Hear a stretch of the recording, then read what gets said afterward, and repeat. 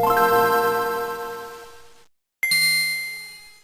Pokemon Nuzlocke is a set of rules that turn a normal playthrough of Pokemon into a hardcore playthrough of Pokemon. You're only allowed to catch the first Pokemon you see per route, and if any of them faint, they actually don't live anymore, and you can never use them again.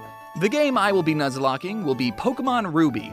Not because I'm copying Jaden, but because Gen 3 is my favorite generation, and out of the 3 games, Ruby was the one I played as a kid and bought with my own money. It was $40. Imagine paying that much for a copy of the game now. Also, full disclosure, I've seen other PokeTubers who have a deep, uncanny knowledge of this game and use calculators to make the best, most optimal plays, but I'm not quite at that level yet, so I might make choices that some could consider suboptimal. I thought grass was like super effective against water. Why is he super effective against me? But if you can forgive me and look past all that, then let's get out of this truck and start our adventure. Let's see. Someone's already picked Torchic, and when I played this as a kid, I picked Trico. So that means we're left with Kipmud. After defeating my rival's Trico, I headed to Oldale Town and caught my first Pokemon that would be joining our team, Floof the Poochyena. I'm guessing naming Pokemon after pets is very common in Nuzlocks. By the way, this is how Floof's very first fight went. Oh! Oh my god. Hey, do you want to learn how to catch Pokemon? No, I'm good. Well, that's too bad. First, you want to get them weak by throwing tiny rocks at them. Traveling through Route 104, I caught A Zigzagoon? Igzy the Zigzagoon. I'm probably not gonna train her up or anything, but she will be useful teaching useless HMs too. What's that, Igzy? You have an ability where you pick up random objects? And you picked up a revive? Oh, Igzy. I can't use these. Wandering through Petalburg Woods, some guy asked me if I'd seen any Pokemon named Shroomish! The main reason Gen 3 is my favorite is because the best Pokemon ever, Breloom, makes his debut in this game. Why, if I found a Shroomish in this forest, I would probably react like this. This guy was being truthful. I named Shroomish Goat because not only is he the greatest of all time, but because I was also working on this other video about goats, so I had a lot of goats on the mind. We made it to Rustboro Town and challenged Roxanne, the rock-type gym leader, but thankfully we picked the water starter, so, Kidmup, do your thing. I caught a Tailo on Route 116, and keeping with the naming Pokemon after pets theme, I named him RE2. Not to spoil anything, but don't get too attached to RE2, Jaden. We sailed to Juford Town and saw that the second gym was a fighting-type gym, so that meant fighting-type weakness. It was RE2's time to shine. He's like actually a higher level. I didn't like that. He's too high of a level. Despite being a lower level, we decided to wing it and managed to defeat everyone's Pokemon, only having to tap out at Brawly's Macahuita, which Kidmup mopped the floor with. Hey, when did you start walking on 2 legs, Kidmup? The next HM we learn is this terrible move, Flash. The only thing Flash is good for is lighting up a dark cave that technically isn't even required to progress through the game if you know where you're going. I, however, do not. Currently, Goat is the only one on the team who can learn Flash. But I'm like 80% sure once a Pokemon learns an HM move, they can't unlearn it. So I really don't want to teach this S-tier Pokemon an unforgettable F-tier move. Oh boy, an Abra! I bet he can learn Flash. Oh boy, a Zubat! Okay, I'm kind of fudging the rules here. This Zubat wasn't technically the first Pokemon I saw on this route, but does it even count as an encounter if all you do is look at a Pokemon and then they teleport away? Excuse me? Look, I just need this useless Pokemon to learn this unrequired move. Zubat, I'm calling you Mr. Flash and immediately teaching you... No! Goat, you can learn Flash. Yay! After clearing out Team Magma from a museum, we were ready to take on Watson, the electric-type gym leader. Luckily, we picked the water ground starter, so Kidmup, do your thing. Now what? Do I go here? Here? How did I get here? During my wandering, both the Pokemon I named after pets evolved into bigger versions of themselves, and Goat learned Headbutt. Can I get rid of Flash? No! Hey, lady, I'm kind of lost, so I'm entering random houses and asking NPCs where I should go. Oh, you have harbor mail? I'll trade you that for my coin case. Coin case? You know, for gambling. Gambling? Listen, I don't have a problem. The reason I'm this excited is because one of the prizes you can win at the casino is a Pokemon. A Pokemon that may help me build the perfect team. So, before I checked what the prizes actually were, I bought 500 coins for a measly 10,000 Pokédollars. Just TMs?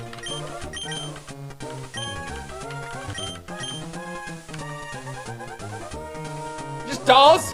I just wasted a lot of money, didn't I? Good news though, Goat evolved into his perfect form and learned Mach Punch. Right. Eventually, I talked to the right NPC, taught Iggy Rock Smash, and while exploring a fiery path, I caught my first fire-type Pokemon. Okay. Numel. Let's go, man. Even though Numels can be found in the desert, have a big hump on their back, and evolve into something called Camerupt, for some reason, I never looked at this Pokemon and thought, camel. I always thought, fire cow. So that's why I named her Cooked Beef. Then, on Route 114, we encountered a Zangoose. Hello. I have no clue what this Pokemon does, but it looks way cooler than all the Oddishes and tiny birds I kept running into, so it had to be awesome. Cooked Beef, the 9 levels you have on this goose are more than enough to weaken it. Hit him with an Oh, please don't. Oh! Cooked Beef! So, my only fire type died to a quick attack that did 50 damage. Zangoose, or should I say Beef Eater, you can join the team for now, but just know, we could have killed you at any point. It was a challenge not to kill you. We headed up a mountain and fought Maxie, the leader of Team Magma, who had his own floof Pokemon, which Goat took care of, and he had his own evolved cooked beef. I sure wish I had one of those on the team. Hey, Beef Eater, why don't you make yourself useful and fight that Crobat?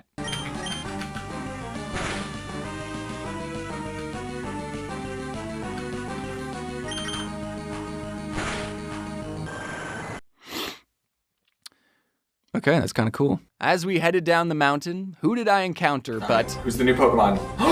Another Numel. Immediately, I abandoned Beef Eater to make room for Return of King.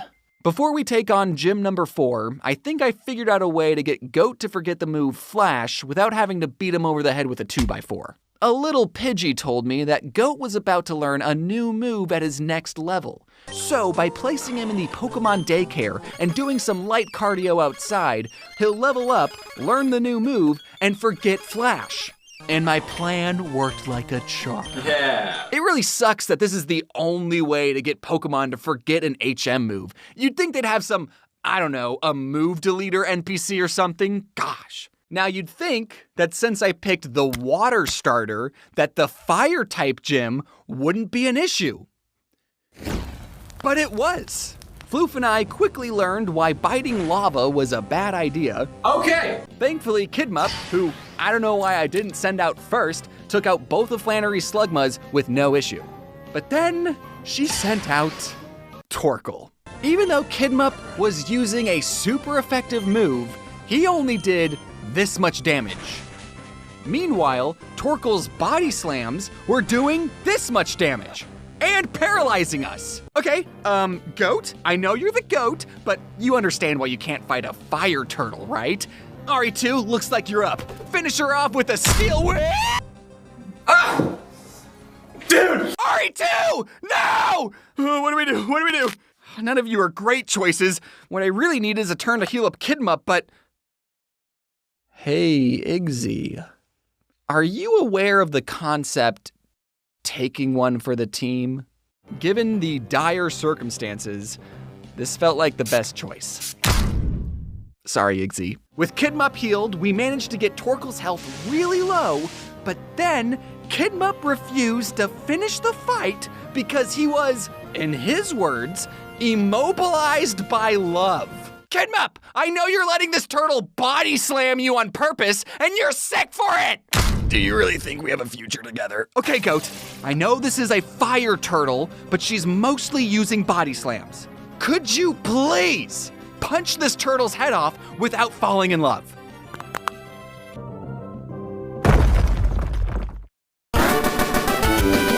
We earned our 4th gym badge, but it wasn't without some casualties. Ari2 and Iggy, we wouldn't have made it this far without you. Thanks for everything. We traveled into a sandstorm where I picked up 2 Pokemon, this fossil, and this weird Pokemon I've never seen before, Baltoy. Alright, King, my second chance at a fire type. I know this isn't your natural habitat, but why don't we train here in the desert for a bit? Oh, you found a Baltoy. I just caught one of those. I'm not sure what its moves are, though. But no, it's...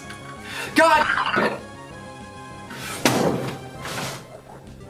Okay, team. I know everyone is upset this thing shares a species with the Pokemon who blew up King, but it possesses psychic abilities that I believe could be very useful. So please everyone give a warm welcome to King Eater. No one step on it. We headed back to Petalburg City and faced gym number 5, my dad. Also, I brought theodd1sout just in case we had another Iggy type situation. Am I an integral member of the team? You sure are, bud. Despite a few close calls. Who? Dude!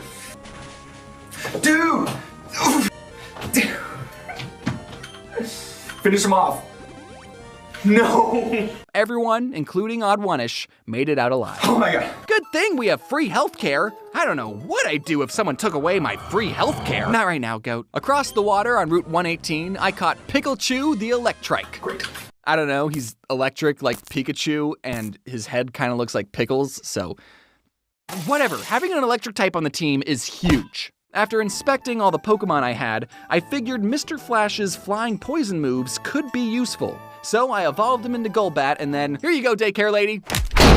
All right, my favorite Pokemon, who wants some ice cream? Gosh, I love you guys. I couldn't ask for a better team right here. At Fort Tree City, we were ready to take on Winona, the flying-type gym leader. Wait, this weird lizard's blocking our path. Kidmup, can you? Oh, cool, you're back on 4 legs again. Also, Pikachu, why are you blue? The only thing that stood between me and Winona was this incredibly hard 2-piece puzzle. How do I get through this? Oh, figured it out. Pikachu was able to spark Winona's Swellow, and Kidmup, through sheer willpower, tanked all of Alteria's earthquakes, narrowly avoiding death by 8 hit points. Good work, Kidmup. Pikachu, you know what to do. I found a TM for Ice Beam on an abandoned ship, and King Eater, you can learn Ice Beam? I'm sorry it's taken me this long to realize how awesome of a Pokemon you are. You know, King Eater, with you on the team, I think we'll be okay without a fire type. I entered Lily Cove City, and my rival wanted a rematch.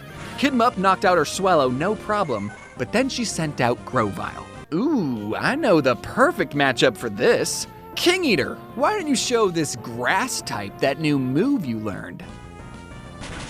Dude! Ah! Are you gonna use the hyper potion? No! No!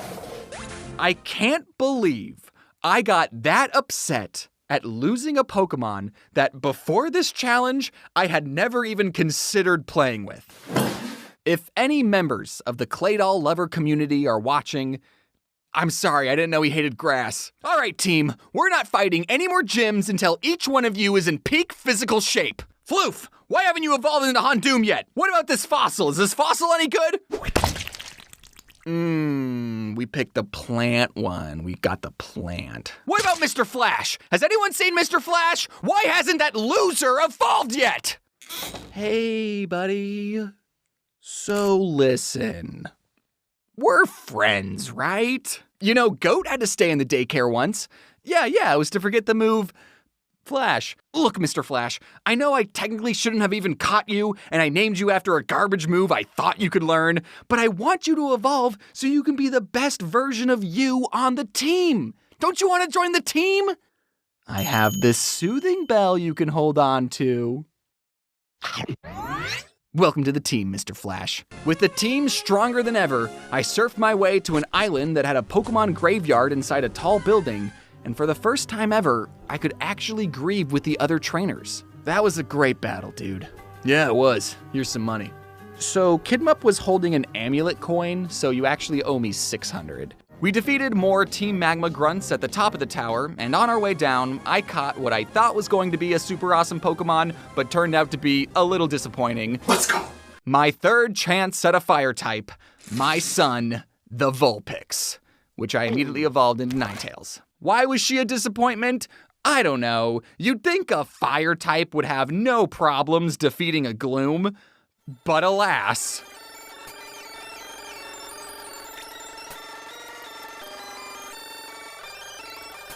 I'm not saying Ninetales is a lame Pokemon. I'm saying mine specifically was. Floof and Kidmup easily cleared the Psychic Gym with Shadow Ball and Surf, and with that, we just have one more gym before we... Is the sun on fire? So I haven't really been paying attention to the story, and now the legendary Pokemon Groudon is angry. And as much as I would have liked to have Groudon on the team, I never found the Master Ball, so we're not risking it. Oh, hey, Wallace. Oh, you're the water-type gym leader? Oh, I hope my fighting grass Pokemon will be okay.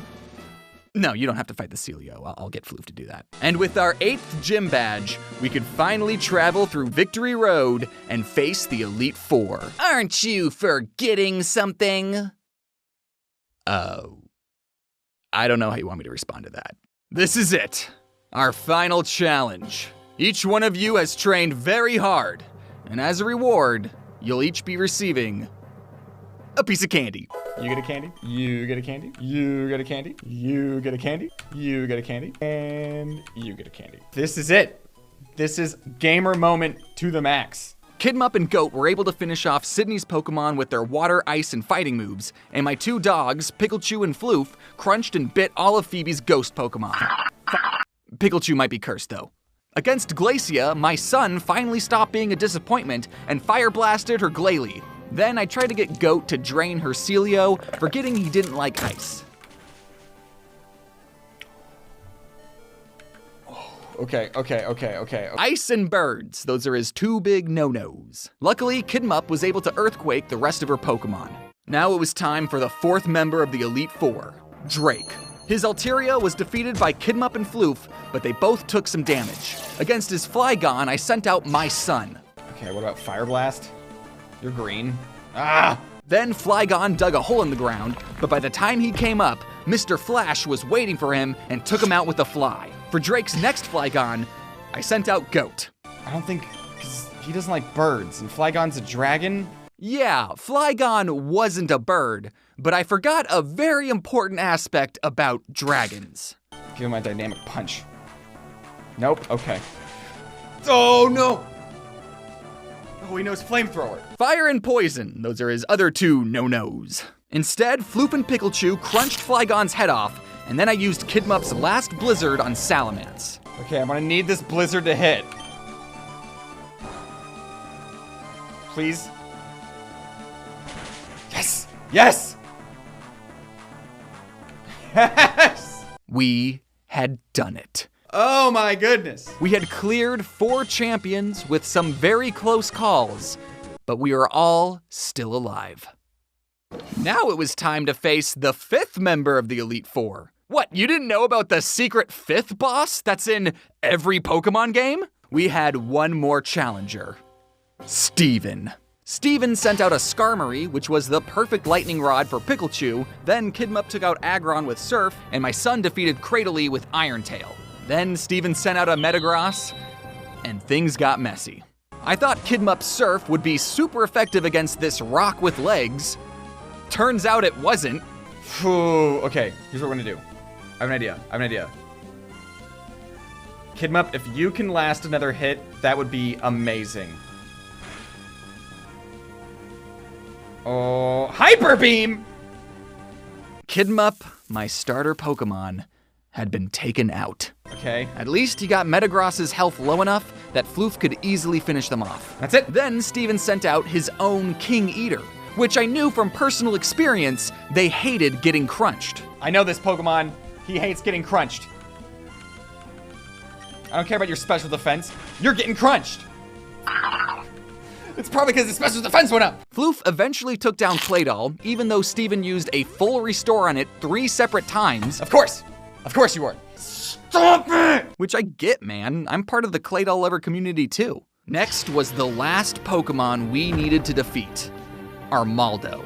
One hit from its ancient power badly injured Floof. So for this final fight, I sent Goat to finish him off. Goat, because he's so awesome, poisoned Armaldo just by standing next to him, and then promptly sky uppercutted him straight in the jaw, just barely knocking him out. Armaldo was clinging onto life when the unthinkable happened. Armaldo knew a bird move. No! No! No! Goat had made it so far into our journey, only to faint inches away from the finish line. I could have sent out a level 5 Zigzagoon and still would have won, because Armaldo died to poison on the very next turn. The poison's gonna finish it off! Right? I didn't even have to... No! No! Not Goat! By all accounts, Goat had defeated Armaldo, but he didn't make it, and neither did Kidmup! That was my starter and my favorite Pokemon! No, I don't want this trophy! I want Goat and Kidmup! Colleagues, friends, Wally, we gathered together to honor 2 of the bravest Pokemon I know. One of them from the humble town of Littleroot, and the other from a patch of grass in Petalburg Woods. Together, they faced gyms, rivals, and a plethora of wild Pokemon. And when the final challenge came, they didn't back down. This sucks. I hated that. And that's how my first Nuzlocke went. Dude. Brew Wurmples, dude.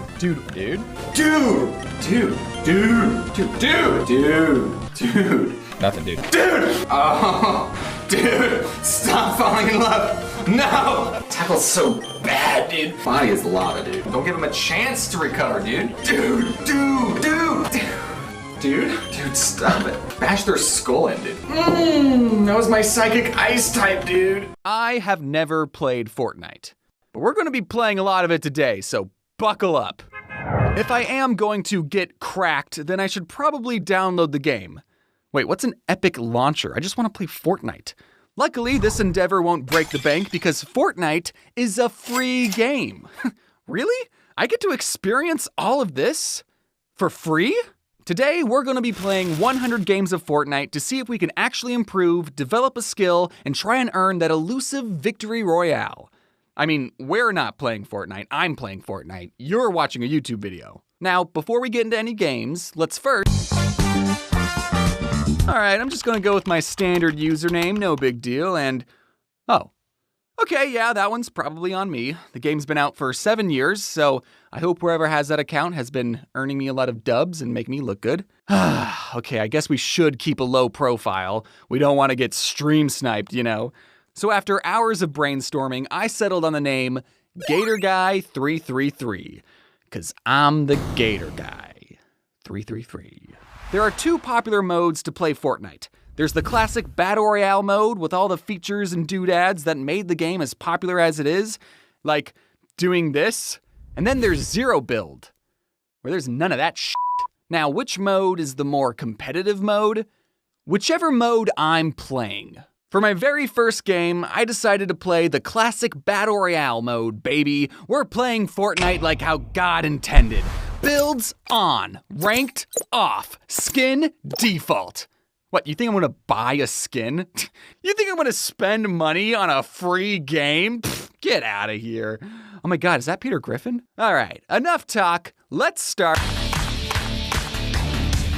I would like to remind you that I'm playing Fortnite for the very first time. Who's shooting me? Oh God. I didn't have a friend on call to tell me what buttons to press or give me emotional support. Like, no one told me, hey, don't drop that mythic gun for shield blasters. Shield blasters aren't even that good. Also, my go-to video games are Mario Maker and Tetris. I'm not really a first-person kind of shooter. What do you mean it's technically a third-person shooter? Who are the other two people? Instead of doing all of these unnecessary side quests, right now, my one and only quest is to be the best and not rest until I conquest all the sweats. Do I take fall damage in this game? Don't worry, Past James. You'll find out soon enough. I landed in fencing fields, and the second my feet touched the ground, I started getting shot at. I went inside a building and started breaking random objects, hoping that there was a gun inside them. What is this horrible sound? And I grabbed a rare striker AR. Pfft, the very first gun of my Fortnite career and it's already a rare? Let's go, dude. But then I found an uncommon shotgun just lying on the floor, and I had to pick which gun I was going to take to battle because my inventory was already full of priceless items. I decided to keep my rare gun because it had more bullets and because I like the color blue more than green. So, Can I only hold one gun? Or is it like my inventory is full? Who am I talking to? Oh! Ah! Oh, you stood no chance, bro. You stood no chance. in that moment, I had gotten what I thought was my very first Fortnite kill. This, however, was not another player, but rather one of the many NPCs just wandering around the map. But I didn't know that at the time, so there was nothing but pure joy on my face. Almost immediately, I got a second Fortnite kill, and my suspicions that these were actually computer players were growing. Is this a bot? Why can't I? They didn't hurt me at all. I started shooting what looked like a final boss, but I'd run out of bullets. Uh-oh. I ran away, narrowly dodging every shot being fired at me. I healed up, found another gun, tried shooting the boss again, ran out of bullets again, and then I ran away again. Hey, that's 2 confrontations where I didn't die. Clearly, I'm a natural. I knew I had to get away from the danger, so I started building a ramp. We're building a staircase. Ah! Oh God! No! No, that's how it happened. That's how I went out. So yes, there is fall damage in Fortnite. You know what? Build mode sucks. Build mode's what killed me. We're done doing that. We're doing no build from now on. Now, before we get into game 2, I would like to briefly explain some of the fundamentals I learned from playing that I wish someone explained to me. Starting with the guns are going to be your main tool for killing, and every gun has a rarity assigned to it ranging from common, uncommon, rare, epic, mythic, and legendary. Those last 2 might be switched. Actually, I never knew which adjective was better. But either way, orange and yellow guns are more rare than rare guns and more epic than epic ones. I'm sorry if you already know this, okay? This is just how I process things. Okay, I have to make a YouTube video about it. An uncommon sniper rifle could have the best scope in the game, while an epic one could have no scope at all. The epic sniper will do more damage and have a faster reload time, but if you can't hit anyone due to a lack of scope, which gun's actually better? Doesn't matter for me, I still couldn't hit anyone regardless. Also, this is an Overwatch 2. You have a limited amount of ammo, which in the early game is something you really have to be mindful of. I learned that my first day. Am I out? I'm out. You'll just have to play the game to figure out which guns click with you, but my favorite guns are shotguns. And I have the data to back it up. The damage they do, as well as you not even needing good aim to do damage, make them a great choice for getting kills. Fun. I'm having fun. Unfortunately, you can't just go walking around with every shotgun you find. You only have 5 inventory slots that you have to use wisely. And you'll want to save at least 2 of those slots for a healing item and a specialty item. So really, you should only be going around with a maximum of 3 guns. But I'm not here to backseat game, all right? You can do whatever you want. It's a free game. Okay, enough explaining. Let's get back to match. I landed in fencing fields and immediately started getting shot at again. Not a super great start, I know. How did you get a weapon so fast? I found a gun, but with 3 other people shooting me, I decided my best option was to hide in a dumpster. which turned out to be a terrible hiding spot because the boss lady found me in 5 seconds. And for the next 4 minutes, I grabbed any gun or grenade I could find and started using them on all the grunts shooting me. And I was slowly starting to pick them off. What's up? What's up, guys? How's it going? Like, how many kills is this? 1? I was gaming so hard that I didn't even realize that this right here was my first actual Fortnite kill. XXX Dark Tonics XX. I'm sorry I had to do it to you, but you were the first player I ever eliminated. I hope knowing this fact makes you feel a sense of pride and accomplishment in me. My KD ratio is now perfectly balanced, so that's good. I took a moment to figure out the controls, and I started taking down some more players. Let me see if I can, like, zoom in. Okay, I can crouch. Nope, that's... Oh, okay. Is there, like, a... Oh, if I hold... Oh, that's how I do it. What are you? Rare, and you have 30... Oh, wait, my other gun had 105 bullets. With the boss eliminated, I opened a vault with a key card and found 2 epic guns and a rocket launcher. Also, on the way to the vault, I may or may not have dropped a mythic gun for some shield blasters. Thankfully, no one saw, so that would have been embarrassing. Where's Tilted Towers? What was that? A giant floating island appeared in the sky, and I decided to head up it. See ya! In the middle of the island, I started to capture a flag, and when I successfully captured it, I was rewarded with even more mythic guns that I didn't pick up for some reason. I'm sorry, rewatching this footage is just as painful for you as it is for me, okay? Supersonic racing. Everybody was supersonic racing. Come on, load!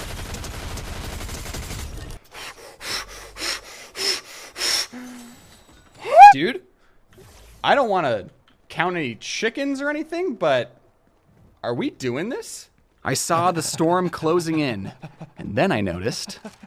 Oh, there's only 2 people. It's me and one other guy. And then this amazing clutch happened. Okay, load. Where'd you go? Where is she? There she.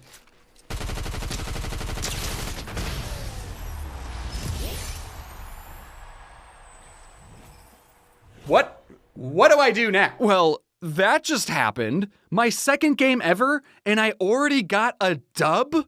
You? Well, all of you astute, sweaty Fortnite players watching might have noticed that my final opponent kinda sucked ass. I mean, look at him. We're both in a completely open area, and this player can't even land a single hit on me. And they made it into the top 2?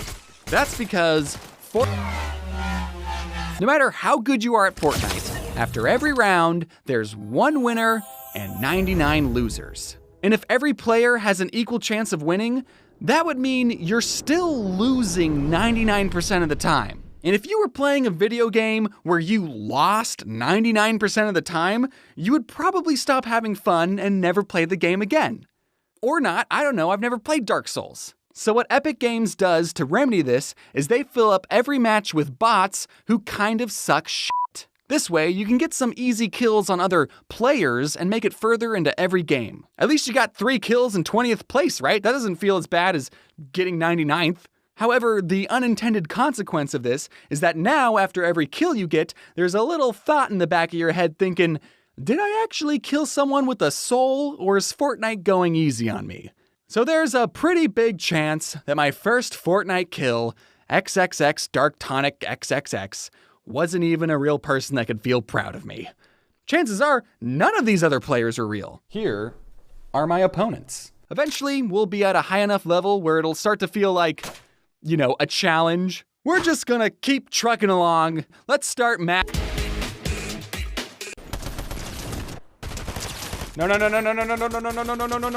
Okay. Oh, I'm out. Cool. Hello.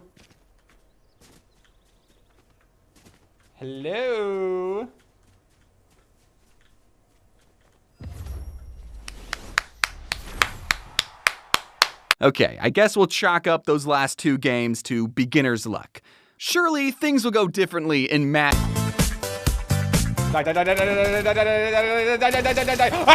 cabbage. And a coconut. Cool. You just bite into that. And shotgun. And shotgun. And shotgun. Made me waste all my ammo, dude. Okay. Anyone at all? Hello?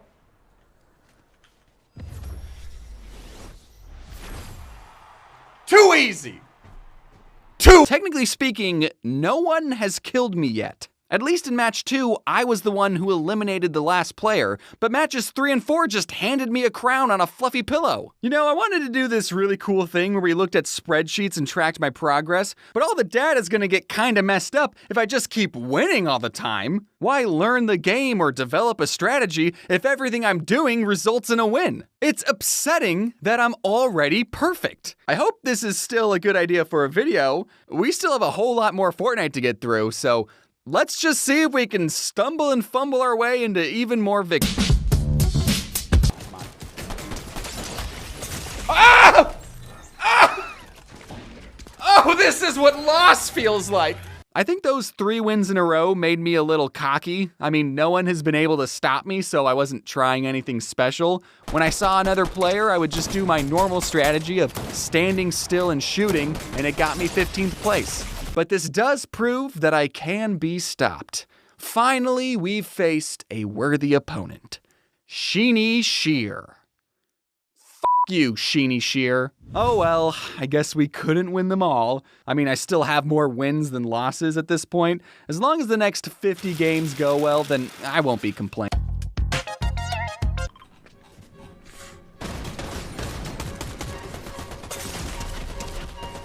I was looking at the map, bro. How do I thank the bus driver? I would love to thank them, but I unfortunately do not know the button to thank them. Gee! I don't know what this is, but I'm afraid to use it. Ah! I don't know what that does! I don't know what that does! Whoa, whoa, whoa, whoa, whoa, whoa, whoa! No. Oh boy. Oh no. Down. Ooh. Oh. Oh. Please don't. Please don't. Oh. One of these days, we're gonna learn how to thank the bus driver.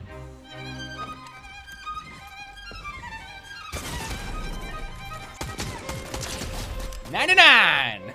Oh, you're not f***ing around?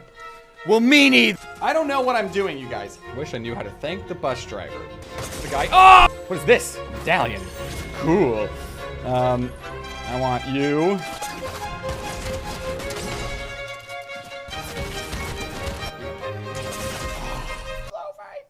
Look at the camera, Floof. Camera's right there, Floof. What the? What just happened? I was in the middle of a grind. How come when I shoot people, it takes like 4 or 5 hits? I'm starting to get in heated gamer moments. Am I just bad at the game? Oh, I am bad at the game. Oh! Oh! What is this?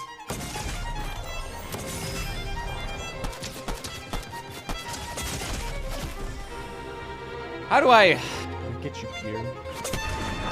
You got me. Cool. B? Oh! It's B!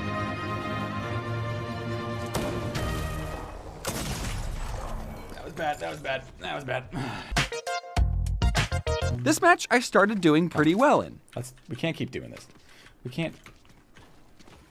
I landed in Pleasant Plaza and got 3 kills without taking any damage. We got the jump on him. I started getting even more kills and was picking up some pretty good loot. I even picked up these 3 medallions, not knowing what they did. And before I knew it, there was only me and 1 person left. There's only 1 person left? This hadn't happened since those first 3 games, which I frankly didn't deserve to win. Where are you?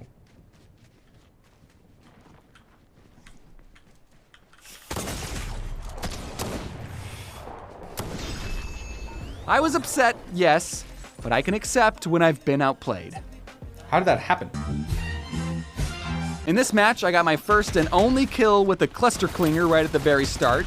Overall, I was able to get 9 kills this match. There were a lot of close calls in this game, but I was always able to find health packs and heal back up.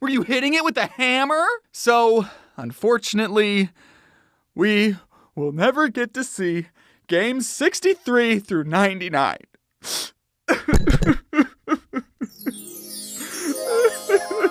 Hey, are you crying? No. Who are you? I am your fairy Fortnite godmother. I'm here to help you. Are you gonna use magic to fix my hard drive? What? Do you think I have magical powers? I don't... Yes? Magic can't change the fact that you saved all of your important, irreplaceable footage onto a single hard drive, stupid. But luckily, my child, you don't need any magic. You have Fortnite Replay. Did you know that Fortnite automatically saves your last 50 or so matches as a replay file that you can go back and watch later? This is a miracle! Because of replay files, we didn't lose any gameplay footage. We did, however, lose the webcam, so you won't get to see my live reaction or witty commentary during any of these games, which sucks, I know. I did this whole bit where I kept losing, so I became a sweat. We're cracked! We're cracked! We're going! But I'm just happy we're able to recover any gameplay footage at all, and I've also learned to back everything up. So with that little hiccup taken care of, how did I do with visual sounds turned on? Well, let's take a look at match. And boom. He's gone. Ooh. Take that medallion, and there's a bunch of legendary guns, and I actually grab 2 of them. 2 legendary guns. Circle real small, and then Victory Royale. Very anticlimactic fight. But actually, now that we have a replay, so you, and me. So they have like very low health. You have this health. Yeah, gotta get out of the storm, bro. Get out of the storm. Couldn't make it out. Gator Guy's the winner. You might say that a win is a win, but I kind of wanted a win where I pulled the trigger to get. So I did pretty well in match 63, but match 64, I got 81st place. So, am I actually getting any better?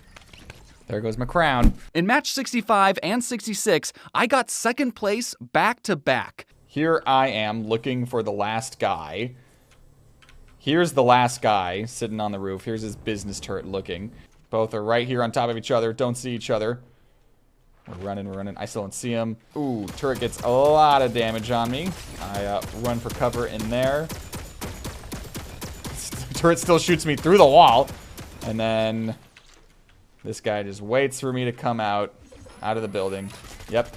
And then finishes me off. Nothing really special happened for the next few games, besides getting 99th place on match 73 and getting 79th place on match 79th, which was the only time that the place number matched the match number, so that's pretty cool, I think. But then big things happened in match 8.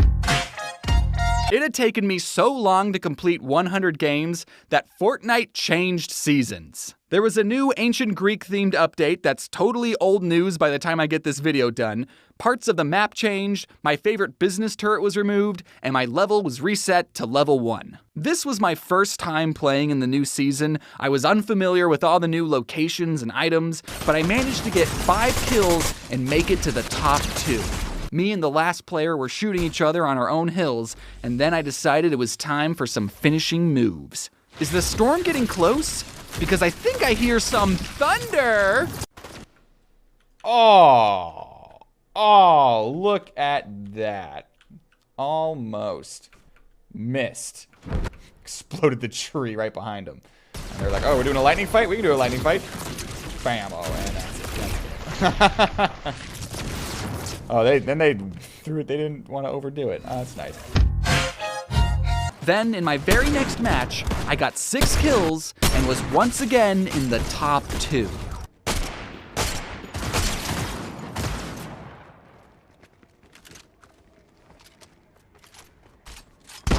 Oh, I hope it didn't glitch out right there. I had done it. My very first Fortnite win. We both have not loaded our guns. She misses. I hit her. She misses again. Really? Look, we're both reloading at the same time. As soon as I'm done, boom!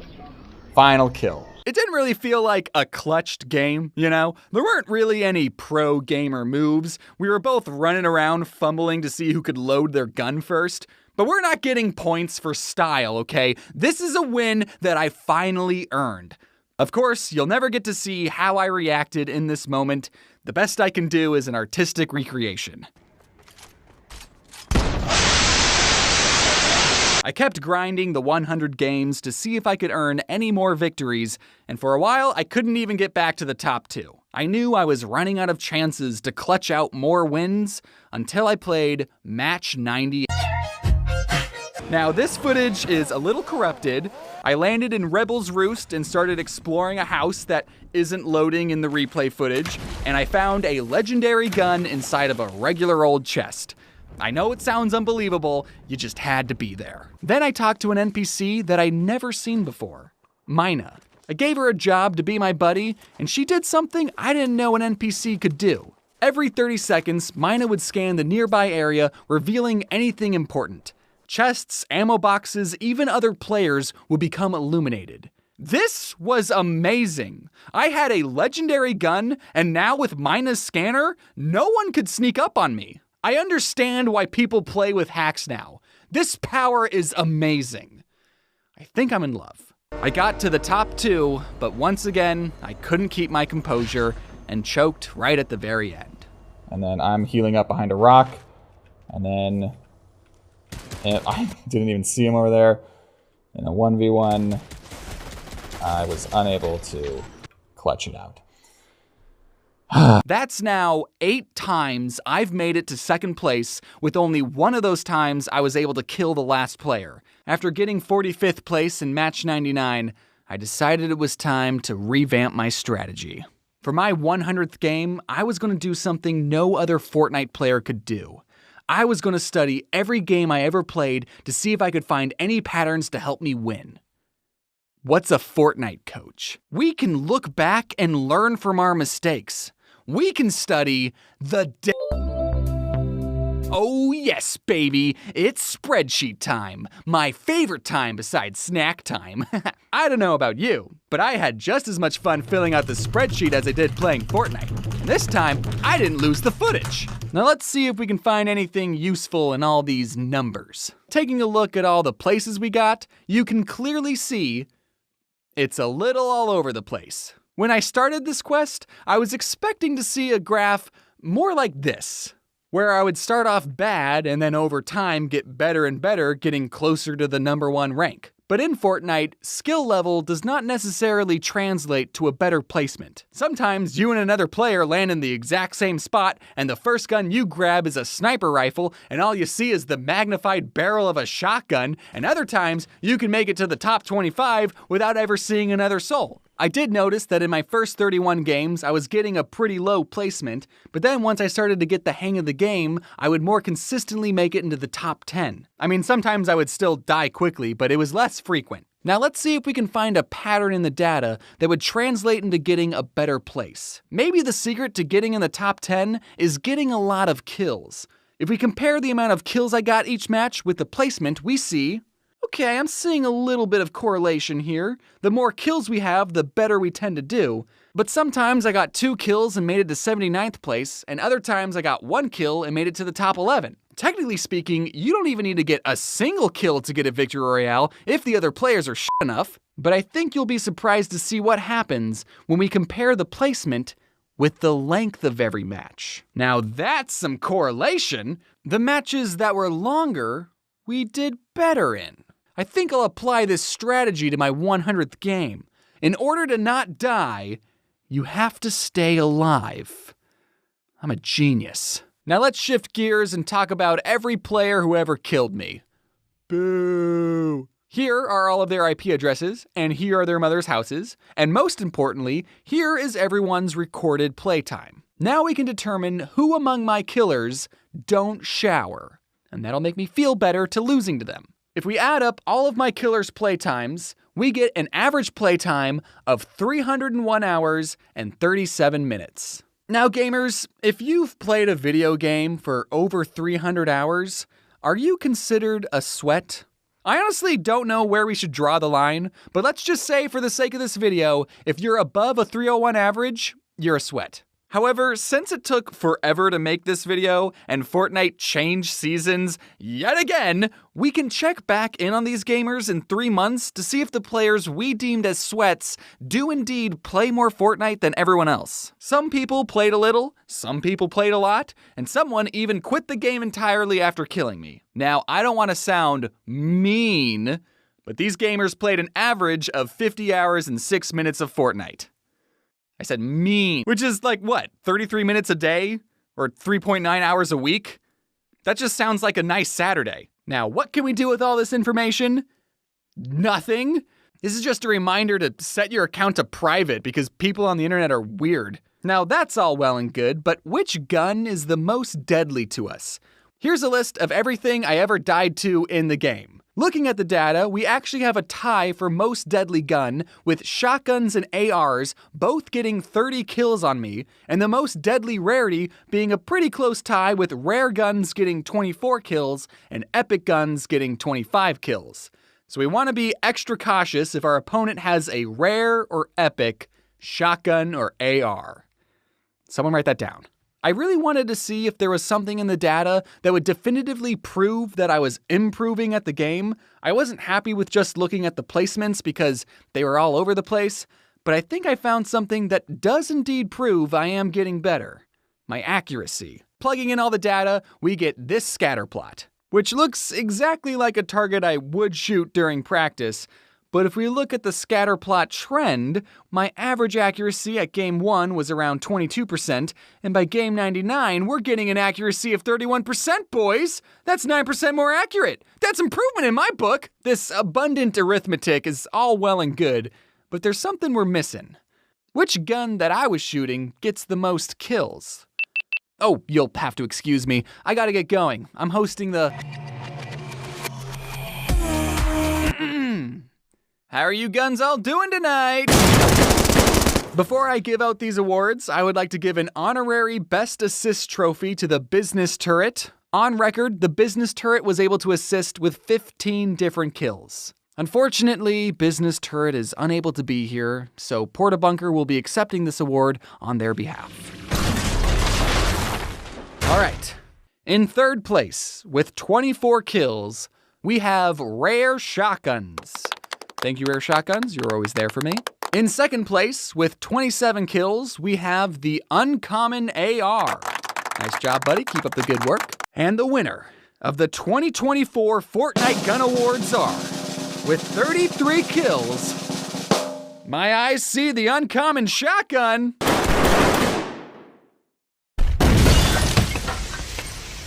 So, going into game 100, we need to make sure we're equipped with a shotgun that's uncommon. Actually, this whole thing's stupid.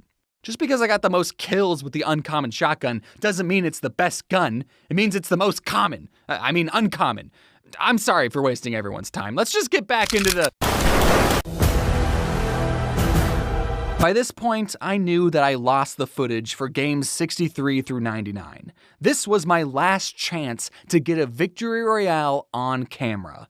It's do or die. For this legendary match, my girlfriend did something really sweet and gifted me a skin of a guy in an alligator costume, meaning I could finally be the real Gator Guy 333 and still not spend any money on a free game. Thanks, babe. During the first 99 matches, I would sometimes add silly little commentary even though no one was ever going to watch the footage. Honey, did you leave the chest on the kitchen counter again? But for this momentous match, I was going to remain completely silent. I needed all of my focus to be on the game. I landed in Zeus's Pantheon and immediately got 3 kills. A very close call. One more bullet would have done the trick. The most important match of my life almost ended with me in 84th place. So, admittedly, combing through the 21 hours of footage to fill out my spreadsheets took quite some time. So much time that they changed the game once again. They added a new item called the Legendary Banana. What does that do? Is it a weapon? Food items normally heal you, so why is it legendary? I decided to take the banana with me and figure out what it did later. After not seeing any chatter, I headed out of the Pantheon to a bunker opening nearby. I waited a bit to see if the coast was clear, then I made my way down and looted up.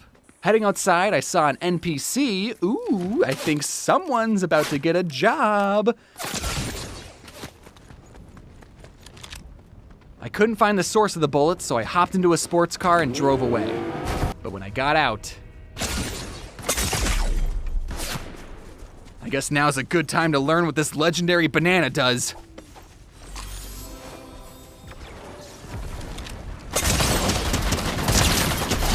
It was over. My 100th match, and all I got was 16th place. And that's when I learned you can read a description of what an item does in the tab menu. 100 games in, and I'm still learning new things. But it was too little, too late. My 100th game was a complete failure. Or was it? You see, I had set out to play Fortnite 100 times, and after this match, I had only played no build 99 times. Remember, my very first game was with builds on. Are we really gonna count that one? For one, it totally messes with the spreadsheet that I have 99 no build games and 1 build game. So this next one, this is my actual 100th game. For the spreadsheet, I landed in old reliable Rebel's Roost to pay a visit to my favorite NPC, Mina. With her on my team, we were unstoppable.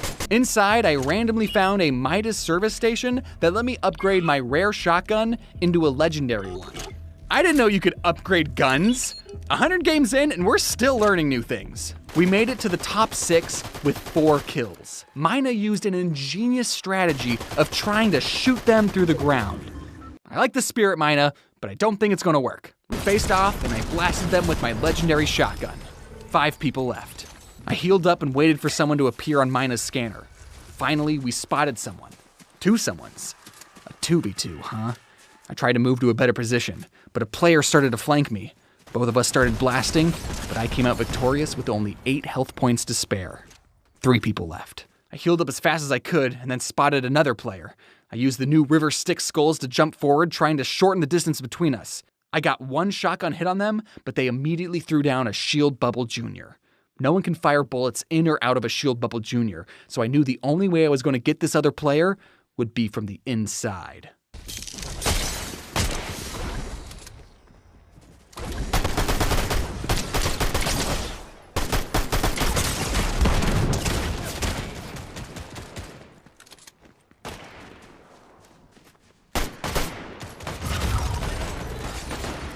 Dude, I am And those shaky nerves were probably the reason I died to an NPC. She was the goddess of hunting, sure, but still an NPC nonetheless. My NPC was shooting the ground. Where were you, Mina?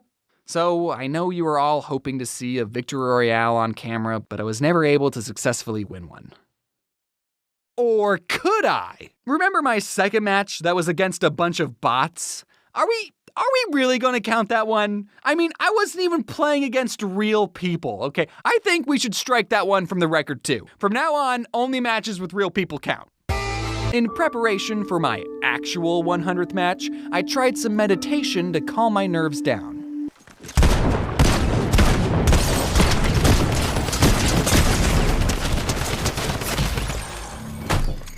Okay, that time I wasn't doing my meditation right. Okay, this...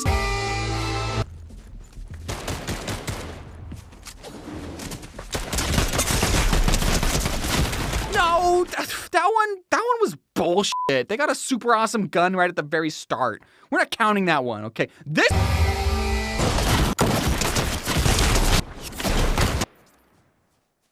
Wait, other players can see Mina's scans? People know when they're getting scanned? You know, something strange happened in Match 100, Part 5. Early on in the game, as everyone was scrambling to get good loot, I visually heard some footsteps outside, and I jumped out a window and saw a low-life default skin running helplessly into a wall, holding nothing but a pickaxe. My Ranger pistol was drawn, pointed right at the back of their head, but for some reason, I didn't pull the trigger. I knew that if I were to achieve a victory royale, that eventually this default skin would have to be eliminated, but I took pity on them.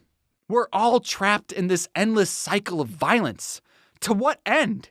To be the last one standing in a giant death battle, only to die in a merciless storm? Also, they didn't want to spend money on a free game. I get that.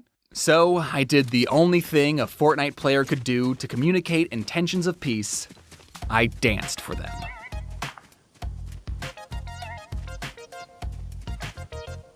They slowly turned, still wielding a pickaxe they could have very easily swung at me during my dance solo. And then they did the unthinkable. They danced back to a copyrighted song that I can't play. And then the other player got out a piece of paper and drew a heart. While we stood there getting notifications that somewhere on the map, Pax Player 25, Shotgun Solo Spy 86, and Ginger Ninja 2906 eliminated Gaelic Gator 12. Oh no, a fellow Gator. Me and this other player were sharing a moment.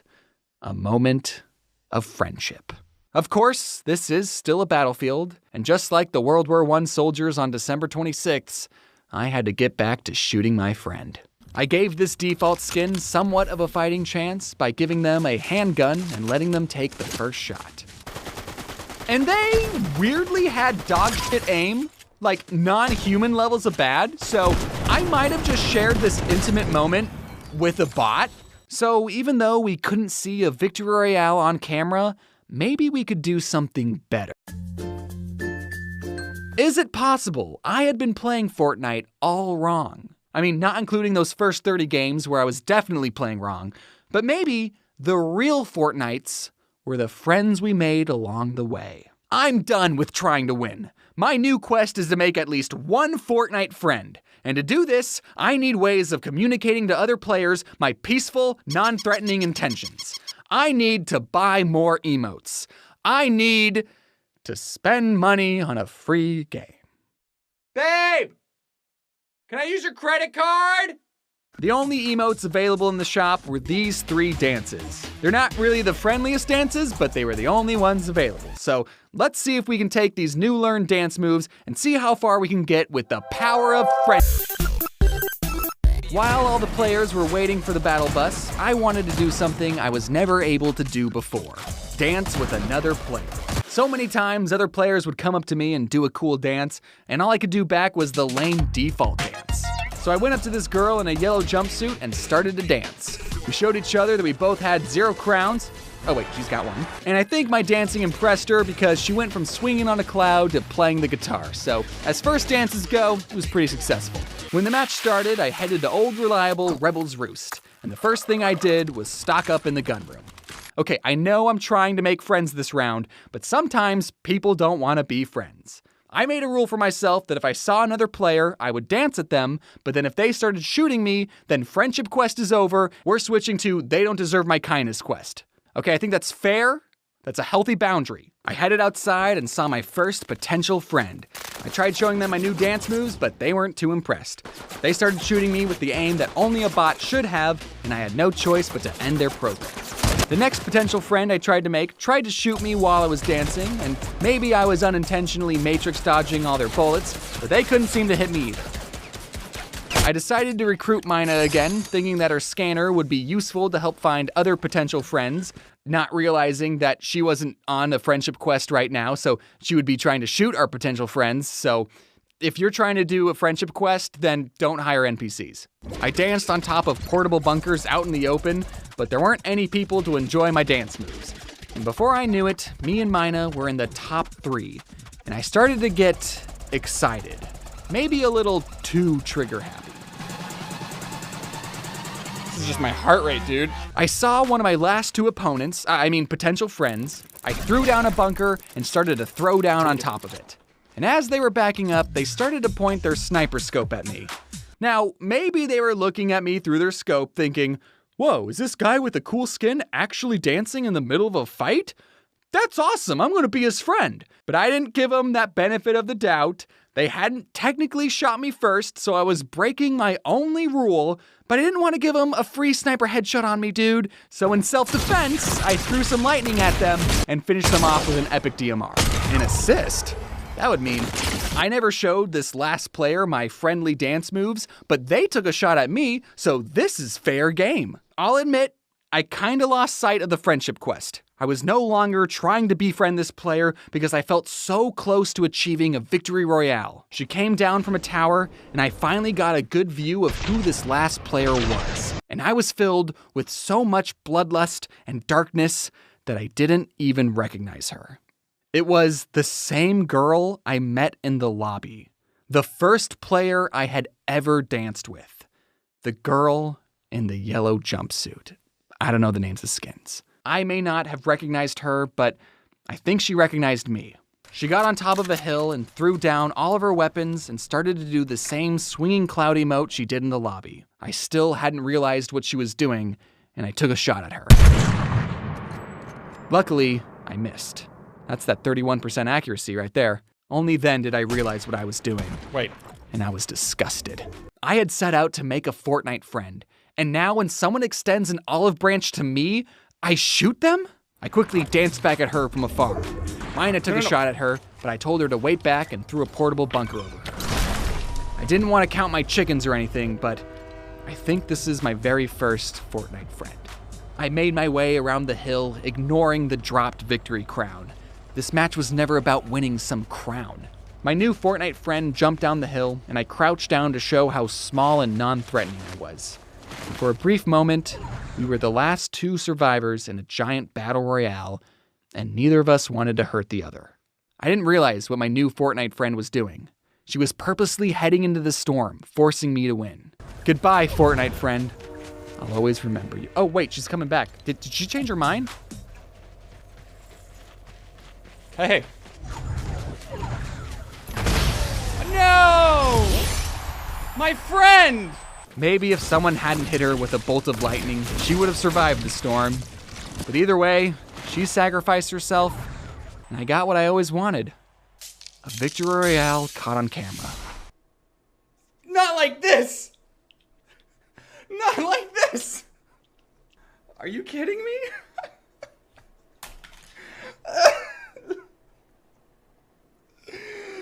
Pretty poetic that the only time I tried to make friends was the time I won. Not a lot of games have a fun, free-to-play version, but Fortnite is totally that game. It's constantly getting new updates and is an absolute blast to play with friends. Parents can play it with their kids, millennials can play it with Gen Z, and everyone can have a grand old time chasing after that crown. But for me, I'm gonna keep on making Fortnite friends. And lastly, if you or someone you know is good at fixing hard drives, I will gladly send you this hard drive, and if you can get the files from it, I will give you $950. Please don't look around on that flash drive, especially don't look in the folder called taxes, because that's where my important tax information is, so just fix it and just let me know, okay? Thank you all for watching this video about me playing Fortnite a lot. Now that it's all done, I'm gonna go play some more Fortnite. Are you enjoying the new season of Fortnite? Let me know in the comment box down below. That question will be relevant till the end of time, I think, so that's good. Thank you to my amazing team for getting this incredibly short video out in a timely manner. If you enjoyed a video game challenge video, let me know. Maybe next time I'll do 100 ranked matches of Fortnite. Anyways, don't really have any announcements. Be sure to wear your seatbelt. See you later. Uncle James, can we play Space Explorer? Shut up for a second. I'm watching this unnaturally charming preschool show. Why are you watching a show for babies? Okay, kid. This show is extremely sophisticated and can be enjoyed by both children and adults. So why don't you shut your ignorant mouth and find someone who actually loves you to play your silly little space game? Crikey, Bingo! You can't say that to your sister! You have to say nice things! Treat others how you want to be treated, mate! Oh, I really needed to hear that today. This episode of The Odd Ones Out is called... Are you familiar with the Australian animated preschool show Bluey? If your TikTok algorithm is anything like mine, you'll have seen a bunch of clips of this blue cartoon dog all over your For You page, paired with Subway Surfer highlights. Wow, TikTok, clips of a foreign preschool show?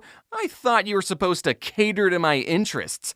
Let's read some of the comments on these Bluey TikToks, shall we? No shame, I'm a senior in high school, but I watched Bluey religiously, and this episode had me all in my feels. I'd say I had a good childhood, but I binged Bluey because adult life is so stressful and I'm sad, and it reminds me of a simpler time. Bluey is for everyone. I'm literally 27, and it's such a comfort show. Bluey is absolutely destroying me as a teenager who wishes he had this childhood. In my teen years and watching full episodes of Bluey. Watching Bluey high is such a fun time, dude. Huh. You know, to me, I'm just thinking out loud here, it seems like a lot of these comments weren't made by preschoolers. What's going on here? Now, if your brain is anything like mine, you'll be thinking, why is this show about Australian dogs so popular with adults who don't even have children? In fact, why does Bluey have over 5 billion views on TikTok, is searched more than Paw Patrol, Peppa Pig, and Cocomelon, and why is this episode number 8 in IMDb's highest rated episodes of all time?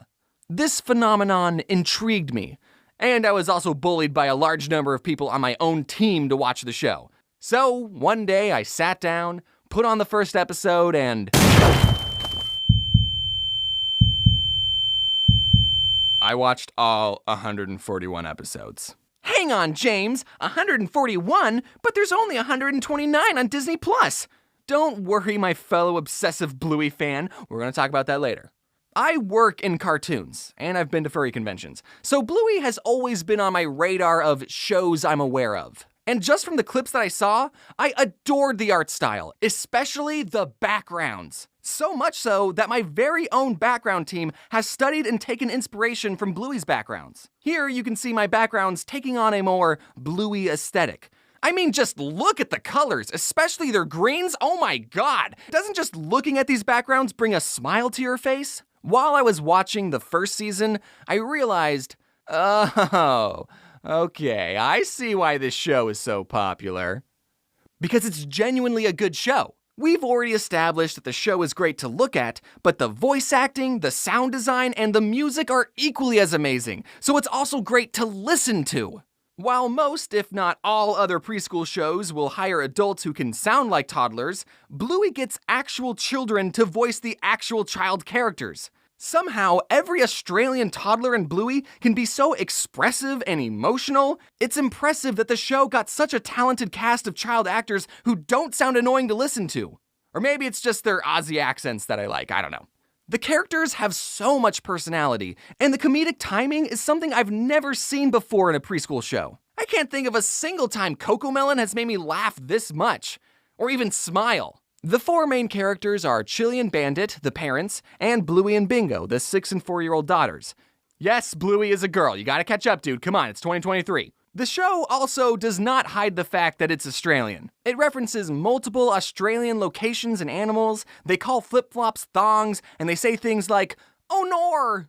While some preschool shows focus on teaching kids numbers and letters, Bluey focuses on the relationship of the family and teaches its lessons through the make-pretend games that the family plays. And I want to emphasize how perfect these 2 parents are. These 2 are the most patient and emotionally aware parents I've seen ever. There are multiple times where the parents apologize to their kids for, frankly, not even doing anything wrong. The dad is like the most perfect dad role model, okay? Check this out. Bingo was sad that Dad didn't get to see the leaf bug outside. She was like, Daddy, come and see. Come here, Daddy. Quickly. But he was too busy playing with Bluey, you know, being a present father figure in her life. And at night, she's all boo-hoo about it, and he kneels down, gets to her level, and apologizes, explaining that he didn't hear her. Now, I don't have any kids, but if I spent my weekend running around with toddlers, and then right before bed, one of them said, "You didn't get to see the ladybug," I would say, "That's okay. I've already seen a ladybug. Good night." In one episode, Chicken Rat, Bingo lost her favorite toy, and Mom asks, "Well, where was the last place you had it?" The 2 retrace Bingo's steps, and through flashbacks, we see this bizarre day that Bluey and Bingo had. The very first flashback we see, Bluey and Bingo are cooking a chicken rat egg while wearing weird costumes. And through this creative backwards storytelling, we piece together what a chicken rat is and how the kids ended up in this situation. It's episodes like that which really make me appreciate the care that went into this show, and really sets Bluey apart from every other preschool show. Most preschool shows stick to a formula and talk down to the viewer, because typically their viewers are short. As a childless adult, I don't want to say, this show teaches you how to be a good parent, because I don't know how to be a good parent. But on paper, there are lessons in this show that are just as important for the parents to learn. So while watching season 1, I got a feel for the world and characters. I started to piece together, okay, this show is depicting perfect parents, it's well written and wholesome, anyone regardless of having kids can enjoy the show. Let's watch the rest, shall we?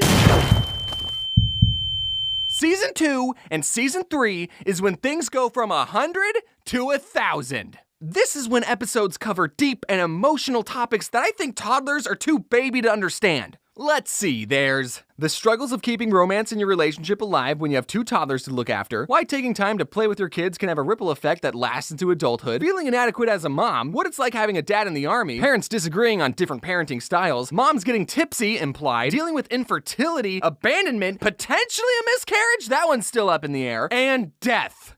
Actually, that one was in season 1. You can't even compare Bluey to other preschool shows. Like, what the fuck was Dora the Explorer even doing? Was she even trying to entertain the adults who are also going to be watching her show? Dora had the same formula every episode, and there was a map who sang a song that was just repeating the same 3 words 14 times. Season 2, there's an episode where Chili is telling Bluey about how when she was a baby, she wasn't crawling or rolling over as fast as the other babies in her mom group, and she compared Bluey's developmental delay to the other babies and felt inadequate as a mother.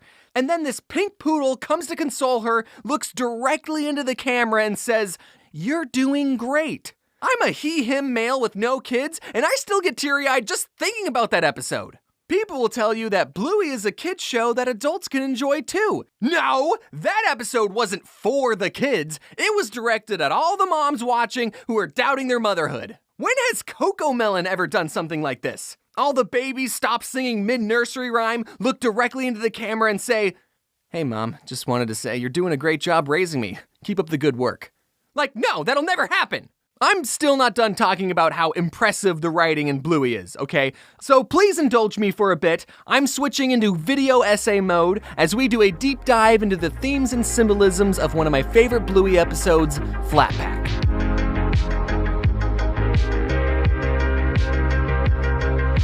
The entire episode is an allegory of human history told from a religious and scientific perspective, respectively. And it touches on the ever-growing relationships between a mother and child, all within 7 minutes. No, I'm not reading too deep into this. Let's begin.